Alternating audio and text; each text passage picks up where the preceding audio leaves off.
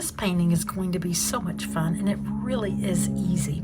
So I've traced the 3 little botanical drawings here in pencil. I'm going to ink them later. And this is a triptych painting, which means it's a painting divided into 3 panels. I've taped the outside to protect the white of the paper because I'm going to do a wash.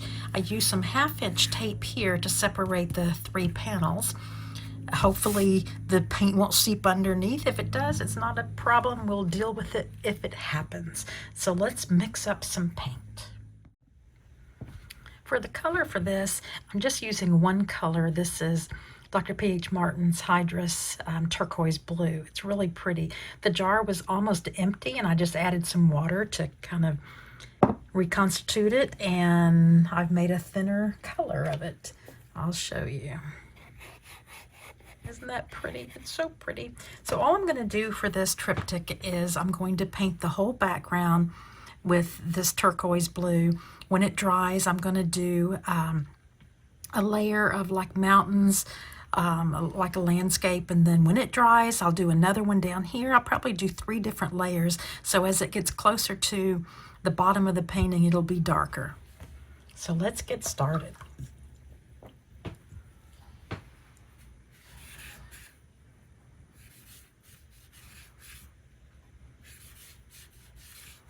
This color is so pretty.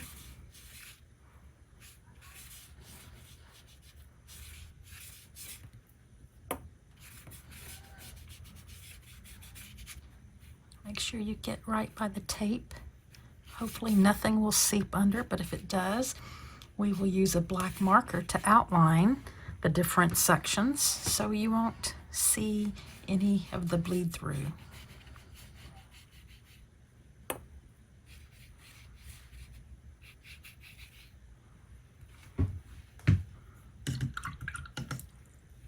I think that's good. If you've got a lot of paint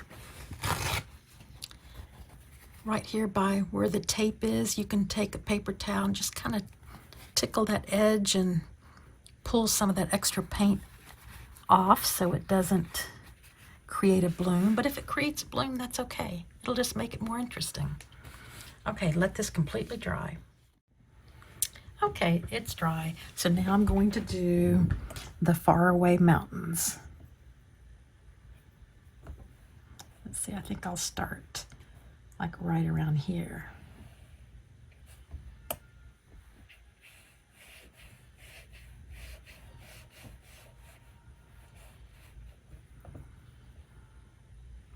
Kind of continue that scene here.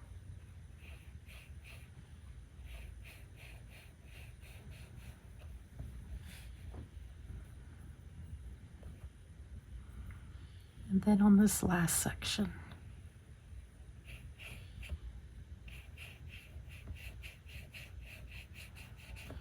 I've got my board propped up on something about 2 inches, just so that the watercolor will wash it this way.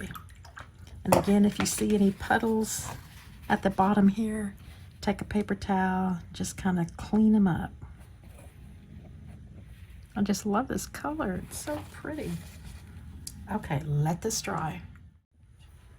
It's dry. Now to do the next layer of mountains.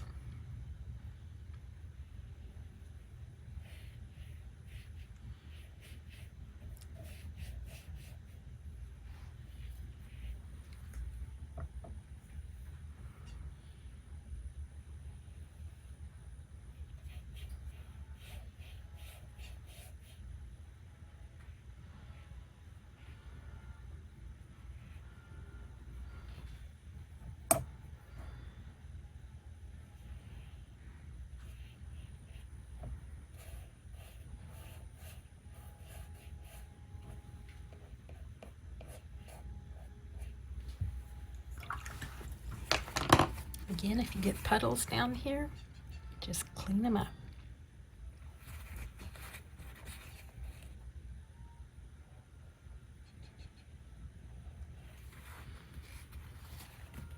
Okay, let this dry. Okay, it's dry. Now we're going to do this last layer of the hills or mountains, whatever they are.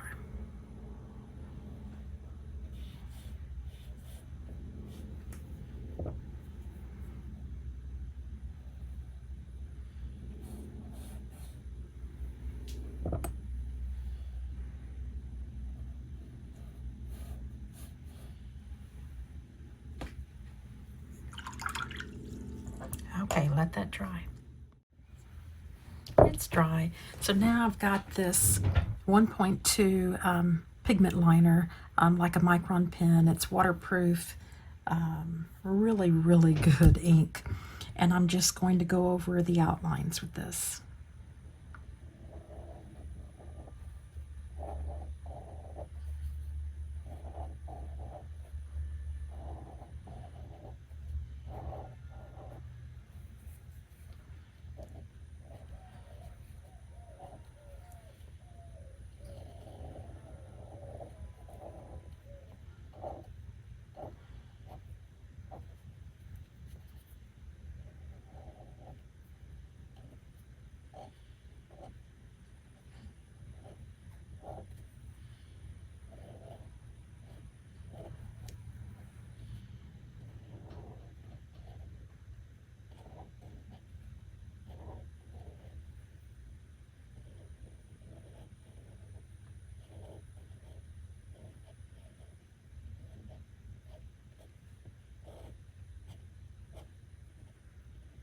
Put little dots at the end here.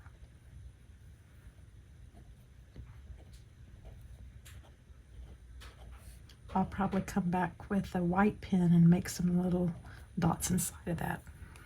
Okay, I won't make you watch me outline the other two. It's just simply just going over the existing pencil lines. Okay, I used the pretty bold nib here to make the outline. Now I'm just going to use a 0.5 and just make some little marks inside of each leaf and flower, just to give it some more interest.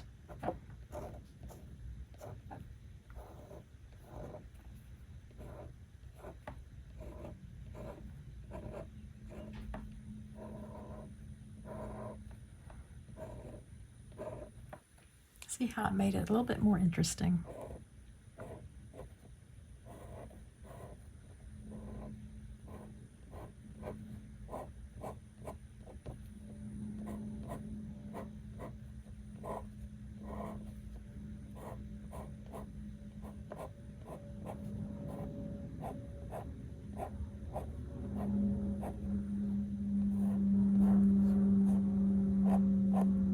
This ink pen is just about out of ink. I've had this for a long time, a couple of years.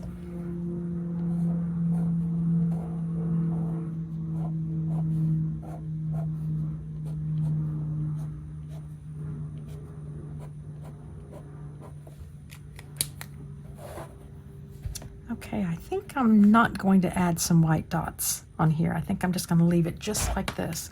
So now I'm going to use a heat gun, or you could use a hair dryer on warm, and then get all this adhesive, kind of loosen it up some so that when I peel it off, it doesn't rip the paper. I won't let you watch me do that. That's pretty boring. Okay, I heated up all the tape and removed it. Only had a couple of spots where the paint went a little bit underneath the tape, but that's not too bad. And the tape did not rip the paper. That helps to heat it up first and get that adhesive a little bit softer. So now I'm just going to get a ruler and make an outline around each of the rectangles. See how much prettier it looks with the black outline. Now there's a couple of areas that did just kind of seep out a little bit more than I would like, and I don't want the black outline to be that super thick there.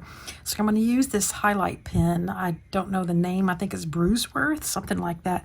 And I'm just going to go over just a little bit here and there. You won't notice it unless you know to look for it, because it will dry. And you won't really notice that it's covering up some blue. Okay, I'm calling this done. You can use any color you want on this. You could use some gel pens if you wanted to add some color to the botanical drawings there. Just do whatever you want. Very simple thing to do, and will look really pretty framed. Thank you so much for being a subscriber.